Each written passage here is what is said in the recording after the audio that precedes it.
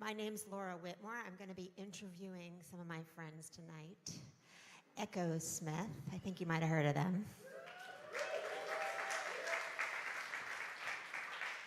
So tonight's interview is part of a series called Backstory Events, and we host live interviews with folks here and at other venues in New York City. So if you want to find out who else we have coming up in the series, check out backstoryevents.com. You can sign up for our mailing list as well. We also, I just blanked. Oh yeah, hey, we are live streaming on Parade Magazine today. So say hey to people out on Parade watching on their Facebook page. So I'd like to, without further ado, bring out Sydney, Noah, and Graham Sirota from Echosmith. Come on out. Hey, hey. Hello. Howdy. How are you guys? Good, how are you? Wow, this stool is like taller than I thought. Hold on, I'm gonna get on this way and then turn towards you. No? We don't want to have a wardrobe malfunction. Oh, so boy. we have to be Okay, careful. ready?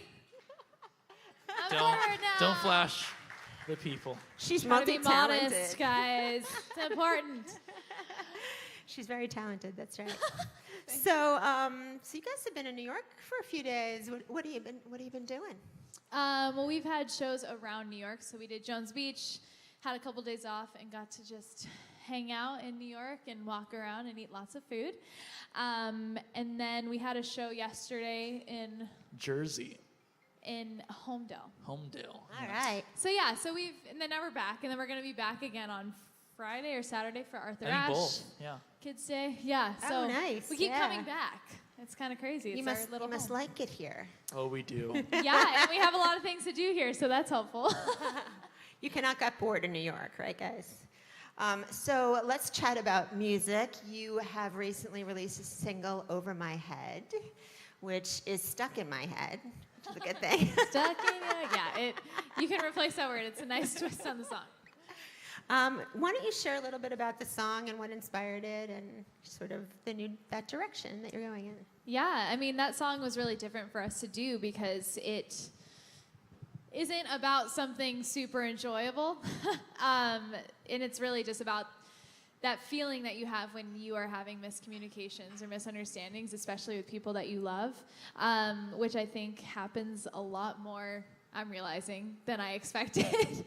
No matter how much you like somebody, you're going to misunderstand each other at some point. So it's really about that extreme frustration when that happens. And that's kind of different for our band to write about because, you know, we always want to have a message and to bring positivity to our music and have some hope in there, even if it's about something negative.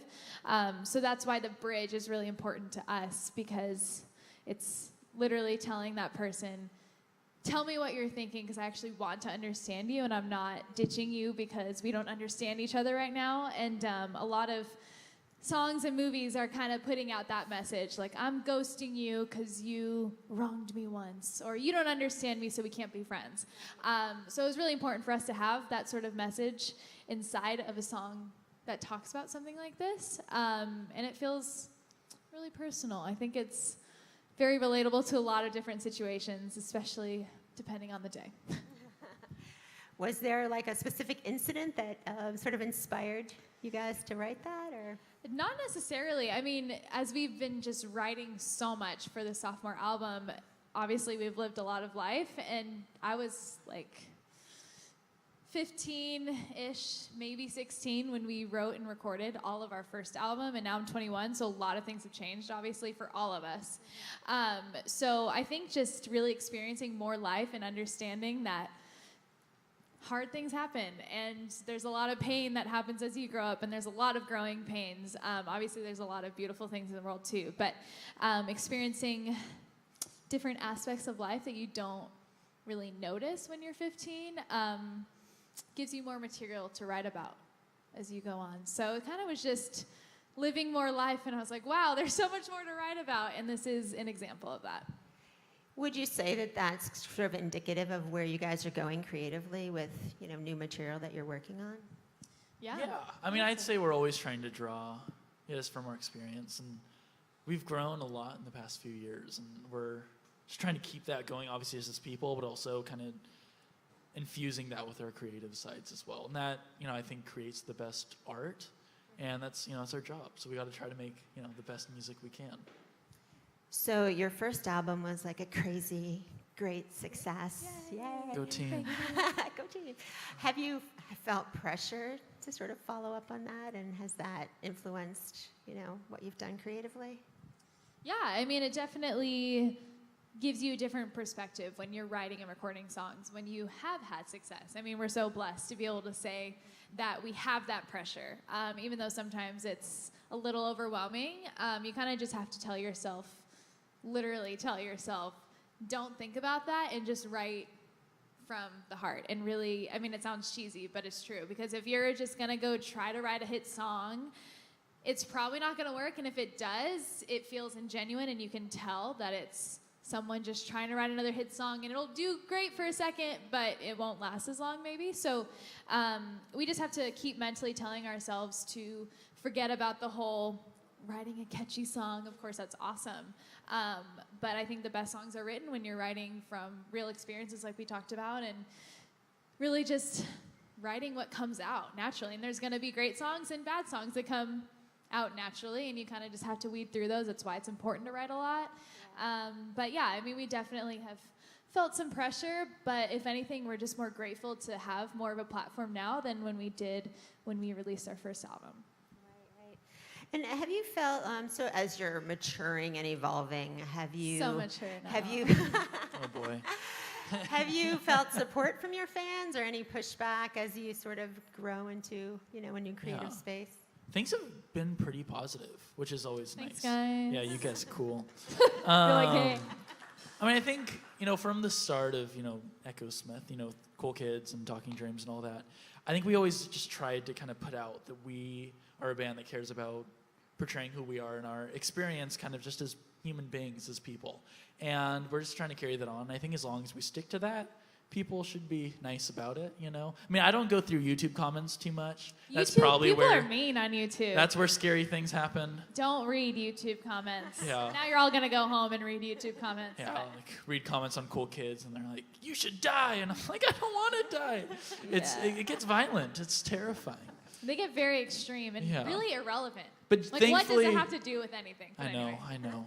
But thankfully, fans have been really great, and they've been very patient as well, which has been a really cool gift for us, because it's taken time, and we've had to deal with stuff and business stuff and all that. But we're here, we're alive, we get to make music, we get to play music tonight, and that's pretty cool. Yeah, it's really cool. So you guys create a lot together, so can you share a little bit of like a peek behind the scenes of what your creative process is like? And scene, okay. Noah, you're so annoying. Oh, you suck. No, That's the extent of our fights now, anyway. We sit in a room and we just create something. Sometimes it starts with Graham likes to sing a lot in the shower. He sings very loud in the shower. And he has great melodies in Great the shower. melodies. It's usually some random language, like a made-up language. Elvish or something. Do you speak Elvish? I don't think so. Okay, we'll find out. But, it's great melodies, though. I love it. Fantastic. So we'll just come into the room, and sometimes we'll have an idea or like a kind of a theme we want to write in, or some, I don't know, philosophy or something, and then jump off of that. And for us, we try to keep it fresh every single time, because it's easy to get, I don't know, kind of too rigid with structure when you're writing with the same people all the time. And then it's like, okay, we're going to get, Sunny's going to have this, and I'll do this, and Graham will be like this in the corner, and then, we'll be doing that. But, to try to always, keep in mind that we need to keep it fresh for each other's sake as well. Makes it fun, makes it exciting, and I don't know, we'll try anything. That's kind of our motto. It's really smart to kind of switch it up. Do you guys switch instruments sometimes too? Just for fun? Yeah, sometimes. We, on our last headline tour, which is this past spring, Graham lets me jump on his drum set sometimes, so I got to do that on this tour, which is cool. Good minute and a half. Enough where I'm so out of breath, so I have to stop if I'm going to try to sing later.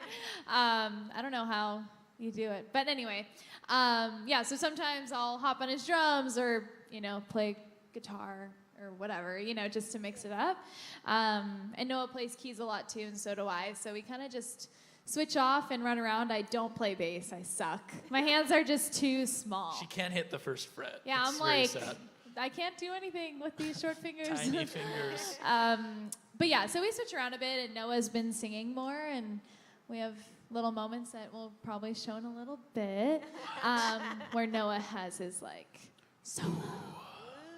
Yes. Ooh. Very Awesome. dramatic.